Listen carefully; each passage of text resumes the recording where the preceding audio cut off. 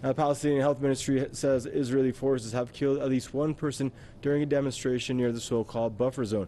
According to a hospital official in Gaza, at least 220 Palestinians were also injured. 90 of them were wounded by Israeli forces' live fire. As the 19th week in a row, the Palestinians in Gaza are taking part in protests known as a Great March of Return rallies. Demonstrations against the Israeli occupation began back on March 30th. The Palestinians say the right to return to their homeland must be guaranteed. Israeli troops have killed 156 people during these Friday rallies. They've also injured nearly 17,000 others. And joining us out of Gaza City is our own Press TV's Ashraf Shannon for an update. Hello, Ashraf. Thanks for joining us. What can you tell us, Ashraf? Well, Danny, it was the 19th Friday in a row that thousands of people in Gaza take part in the peaceful demonstrations against the Israeli occupation. Today, Israeli forces shot and killed one protester. 220 others were also injured, including 90 who were shot with live ammunition. Among them, 3 people are still listed in critical condition by the Palestinian Ministry of Health. Since the beginning of the Great March of Return rallies on March 30th, Israeli forces have so far killed 156 people, including 20 children and 2 women, 2 paramedics, and 2 journalists. What we saw today was just another example of Israel's callous disregard for the value of human life, and also the excessive use of lethal force against the peaceful protesters. People there today were just burning tires and hurling rocks towards Israeli soldiers, who responded most of the time by live ammunition. Even the use of tear gas was less than the previous weeks, but the shooting was very extensive, and it's possible that more people could die in the coming days from the injuries they sustained today. Since the beginning of the Great March of Return rallies, Israeli forces have wounded some 17,000 protesters. At least 350 of them are still listed in critical condition and are still fighting for their lives.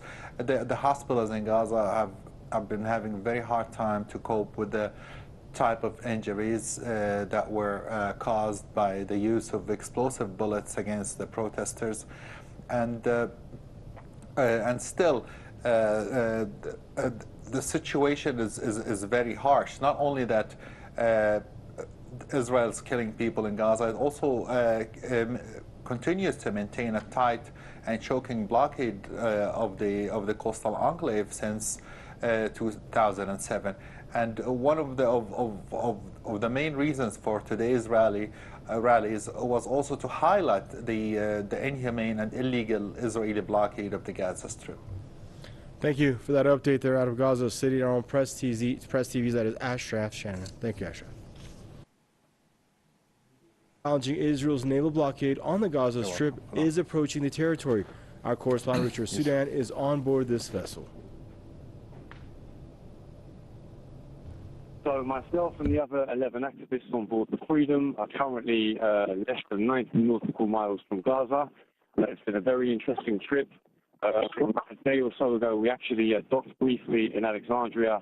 We had no choice. We had to try and do a rendezvous there. We were expecting actually to receive some kind of resistance from the Egyptian military, but on the contrary, once they checked us out and they boarded, they actually advised us to be on our way.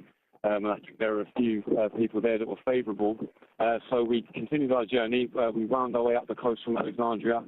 This morning, we actually saw a much larger Egyptian military vessel, which was tailing us for some time, but it seemed that it was just curious and it backed off. So we are currently less than 90 nautical miles from the Gaza coast.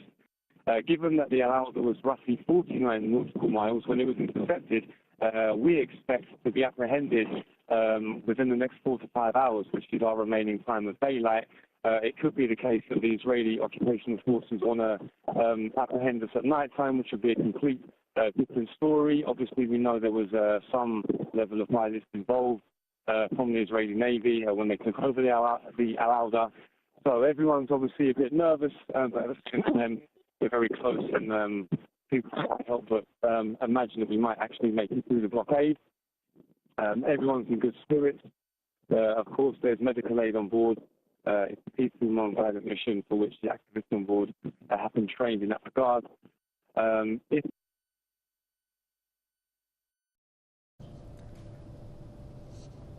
A Swedish flag vessel called Freedom is nearly 90 kilometers now off the coast of Gaza.